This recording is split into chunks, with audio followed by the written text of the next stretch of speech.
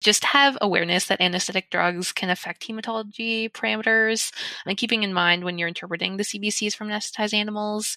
If you have a study group that is collecting blood as part of their study in anesthetized animals, I think developing your own reference intervals is helpful in keeping sampling time under anesthesia consistent, compared to induction, since we've demonstrated that that can affect results as well. Hello and welcome to The Last Word, the official AALAS podcast dedicated to advancing laboratory animal science. I'm Jennifer Smith, Chief Scientific Officer at AALAS, and also your host. Together, we'll discuss current research, emerging trends, and the innovative work that supports scientific progress with animal welfare. We are so glad you're here. Let's discover something new together.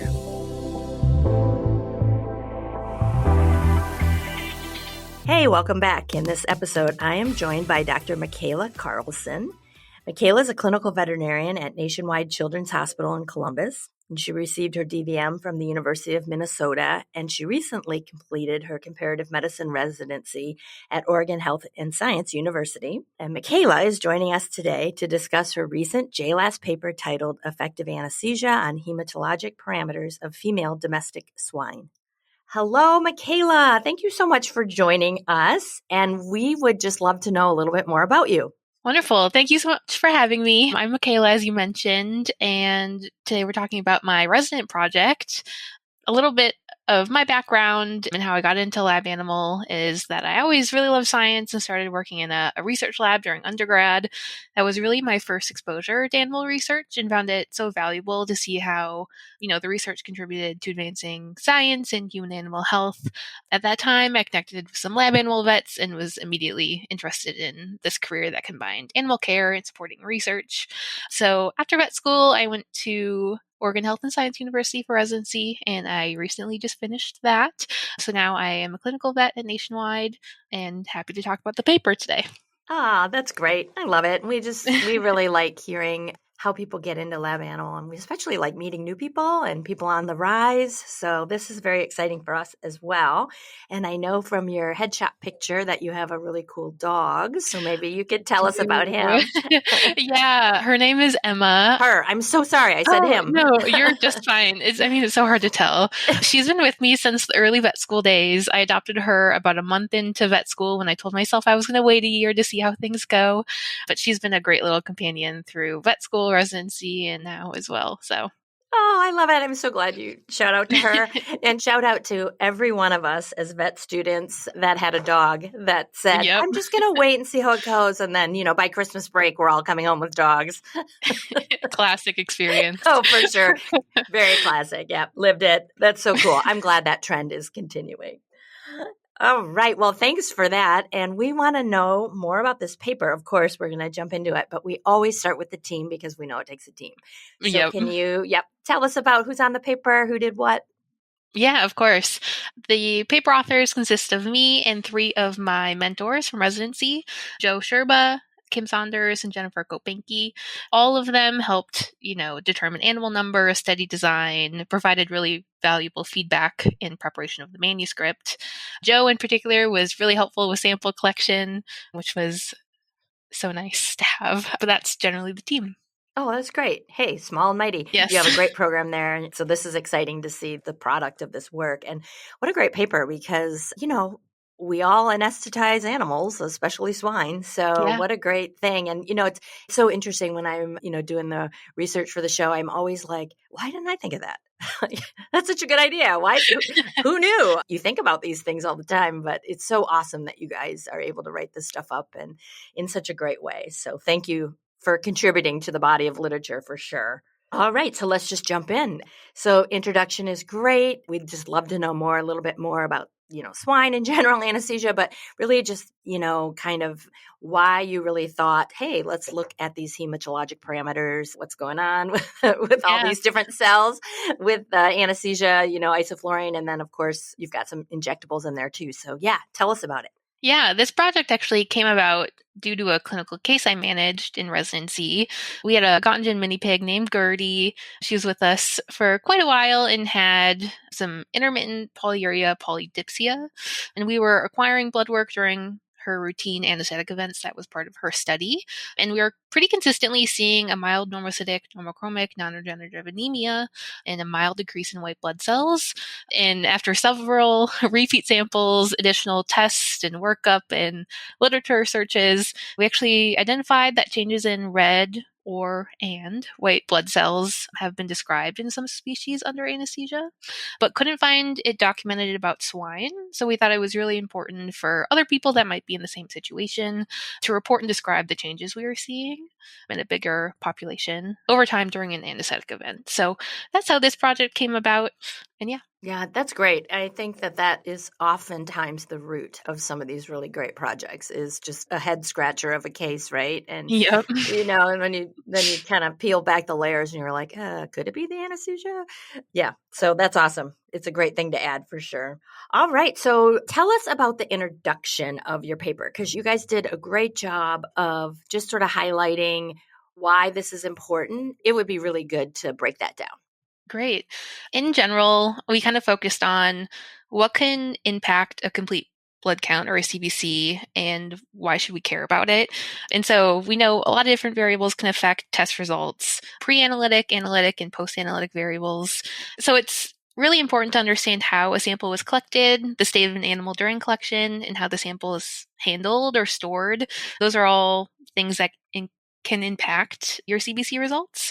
And so this paper in particular investigates how anesthesia as a variable can affect an animal's physiologic state, and changes in red and white blood cells are pretty species dependent in the literature with isoflurane anesthesia. For example, anesthetized ferrets have been shown to have a decrease in red and white blood cells, while guinea pigs have a decreased red blood cell count but increased white blood cells. And then another thing is that the degree of these changes appear to be species dependent. So it isn't true that hematocrit decreases by X% across every species.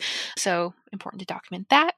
And so we hypothesized that red and white blood cells would decrease in circulation in isoflurane anesthetized animals over time based on our clinical case Gertie. And as a secondary aim of the study, anesthesia was induced with either tilazol or a combination of ketamine, acepromazine, hydromorphone. So the secondary aim was to investigate if those induction drugs had an effect on circulating blood cells observed in that pattern over time. And the reason for that is because acepromazine in the literature has been shown to cause dramatic reductions in circulating red blood cells in horses and dogs. And so with swine, given that, we were wondering if we would also see that effect. Oh, that's great. And I really appreciate you summarizing all of that because, my head is just spinning now. I'm like, how interesting. Like, how many times do we go into, a project and think like, hey, we know that, this parameter is going to go down if we use this drug, how cool to have sort of some kind of guidebook to know, how far they would go down, which unfortunately you expertly pointed out, not that easy to say exactly, but I was just sort of, thinking forward of like, wow, wouldn't that be interesting if we started every project with like, we know this is going to happen. So yeah. All right. So tell us just about the study and, kind of how you guys went about it. Yeah. So for this study, we unfortunately didn't have 29 or 30 Göttingen mini pigs. So we utilized just Yorkshire landrace hybrid domestic swine. So our study population was experimentally naive pigs that were having a planned anesthetic event at our facility. They ranged from 12 to 20 weeks of age and were about 50 to 65 kilograms. So all within about the same size. These animals either had tilazol or ketamine acepromazine hydromorphone combination for induction, followed by noscone isoflurane to facilitate endotracheal intubation, and then isoflurane for maintenance. We drew samples at a couple different time points from the external jugular vein, one being as soon as they were recumbent after injectable administration, and then 30 and 60 minutes after starting isoflurane, so we could track those blood cells over time. And so we, at each time point, submitted a CBC to IDEXX labs for analysis and collected data that way.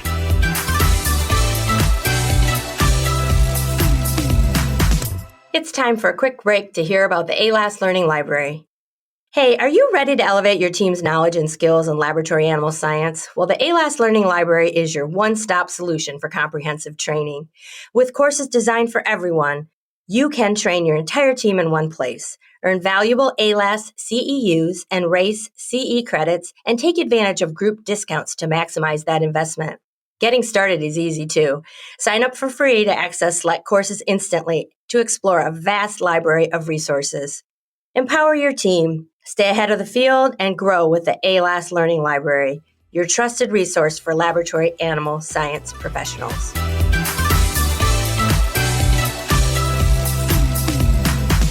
Wow, thanks for describing the methods section so well. This is such a, robust paper, but it's also concise and easy to follow. So I really appreciate that when I was reading it. So yeah, let's just jump into results. What did you guys find?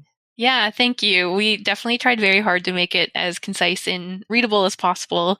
So our major finding is that red blood cell parameters decreased at 30 and 60 minutes of isoflurane anesthesia compared to baseline, and then also decreased between that 30 and 60-minute mark. So that was very interesting to us that it continued to decrease. It wasn't just a drop and stop type of thing.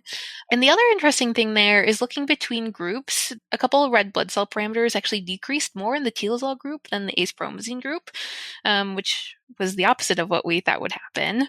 And then the third very interesting finding for the red blood cells was that reticulocytes, or the immature red blood cell, actually increased from baseline at 30 and 60 minutes of isoflurane anesthesia as well.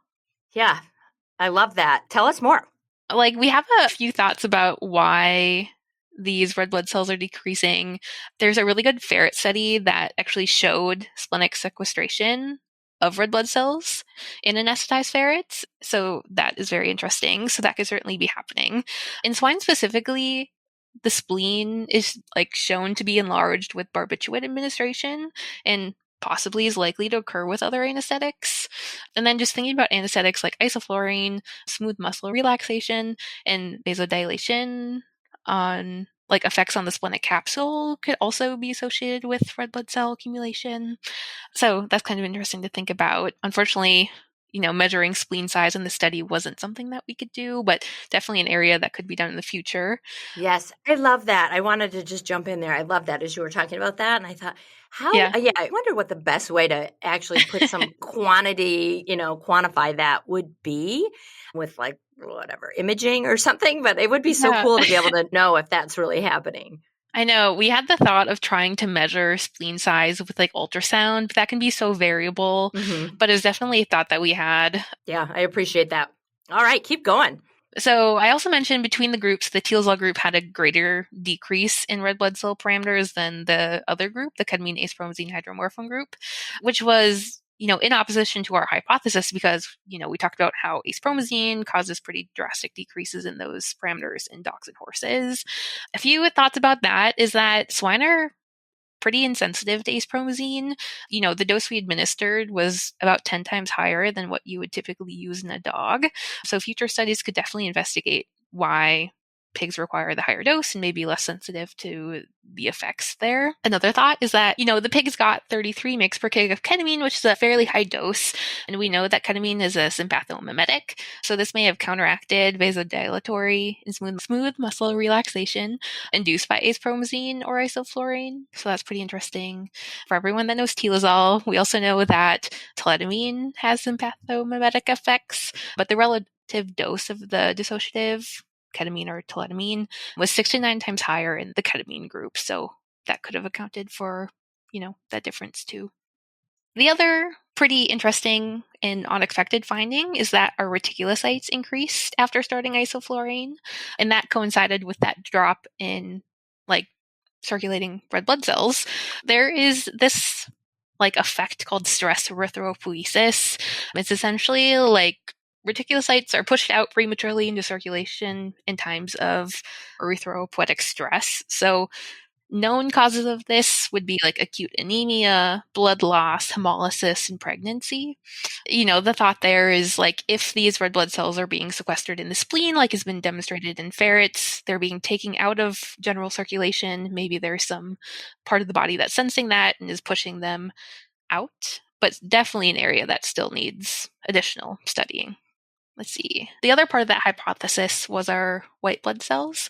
So if you remember, our clinical case Gertie had a decrease in white blood cell count. In this study for the Yorkshire Landrace pigs, we didn't see any changes from baseline to note. So that's interesting.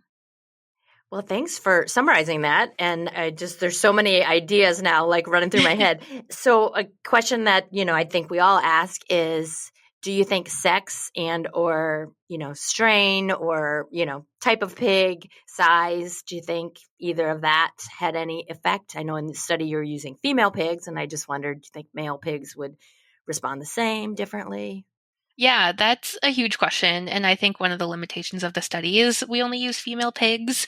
I will say it's pretty well documented in the literature that there are sex differences in a lot of, hematologic parameters. And so it's possible that male pigs would, react differently or the same or to different amounts. Definitely an area for future study. Sure. And what about the type of pig? Well, that's a great question too. I mean, the opportunities are endless for what you could do and see how they correlate. There are different reference intervals for different, breeds of pigs. So it's certainly possible that you could have different effects with anesthesia too. Yeah, you're right. This is sort of like a Pandora's box, if you will. Yeah. But I appreciate the sentiment for sure. And so I think we'd be remiss without talking about pigs and anesthesia without talking about, what could potentially be not so great anesthetic experience for a pig. And that's, called, that syndrome has been renamed several different times. And I just wondered, it would be interesting to know if there was any way to track these hematologic parameters, before overheating, hyperthermic episode happened, or if one triggers another. And I just wondered if you had any thoughts on that. Ooh, that's a great question. We didn't have any cases of malignant hyperthermia or, elevated temperature in this study specifically, but I can speak on blood collection from conscious swine is, can be very challenging. And we all know swine are very easily stressed, and that stress can cause epinephrine release and alter their CBC. So I'd be hesitant to take a sample from a conscious pig that hasn't been, for example, sling acclimated or trained with positive reinforcement to have a blood sample taken. But that is interesting to think about changes during malignant hyperthermia. If you see that study, let me know. We had a previous guest on the show that had just a really great case-based paper on hyperthermia in pigs. And it just kind of refreshed my thoughts on just these anesthetic events in general. And I think what this paper especially shows is that anesthesia is not benign. Anyone that studies anesthesia will tell you, that old saying of oh, it's isoflurane, it's safe. Well, what does safe mean? It's certainly the animal, hopefully will recover, but, as far as impact on hematologic parameters or other parameters just in general, there's so much that either we don't know or we sort of know, but we don't really do anything with, right? It doesn't necessarily change our day-to-day protocols or actions. So I find these papers so helpful and thought-provoking. Thanks. Yeah, this paper definitely opened my eyes to all of the different parameters and the way the body works that shifts under anesthesia. And it's just very interesting to me as well. It really is, isn't it? And so much that we don't know, I think, is also interesting and scary too. All right. Oh, well, this has been really great. So for anybody listening, I always ask our guests one final question. It's no secret what this will be. But for you, my friend, is, what advice would you give somebody that is saying, hey, we want to update some of our swine protocols, or, hey, we have somebody that is looking at, hematologic parameters in their research and, have really tasked me with figuring out what anesthesia to use. What would you tell them? I think a big take-home point of this paper in particular is just have awareness that anesthetic drugs can affect hematology parameters, and keeping in mind when you're interpreting the CBCs from anesthetized animals. If you have a study group that is collecting blood as part of their study in anesthetized animals, I think developing your own reference intervals is helpful in keeping sampling time under anesthesia consistent, compared to induction, since we've demonstrated that that can affect results as well. A little tip I have that we haven't talked about yet is between the two groups, induction time for the ketamine acepromazine hydromorphone group was significantly longer than the telazol group. It took us, I think the mean was about 21 minutes compared to 4 minutes. And that marker was for when we were able to put the animals into dorsal recumbency to collect blood. So if, doing a minor procedure or manipulating how the animal is positioned is important, I would maybe consider an alternative to the ketamine acepromazine combination personally. Oh, that's great. And thank you for that last little tidbit. Yeah, so you got to listen to the very end of this thing because the true gems lay there at the end there. But I really appreciate that last tidbit for sure. And, again, as you're speaking, my mind is kind of thinking through how unique would it be if we all kind of started our anesthetic protocols with, a test run where we, anesthetized the animal, did some collection, kind of got a baseline of what we think might happen hematologically. Yeah. And then, we don't ever do that, right? But yeah. It certainly is interesting. Oh, well, thank you so much for being here. You've really opened our eyes to a lot of things. And I really appreciate, again, that your group has put together such a nice, concise paper that is easy to read, but also extremely thought-provoking. So thank you again. Well, thank you for having me.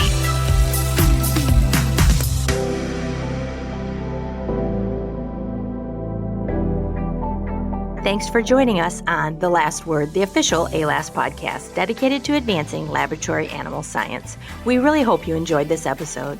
To find out more about this guest or the conversation, download our show notes wherever you access this podcast. And please join us for our next episode. Until then, stay curious and stay connected.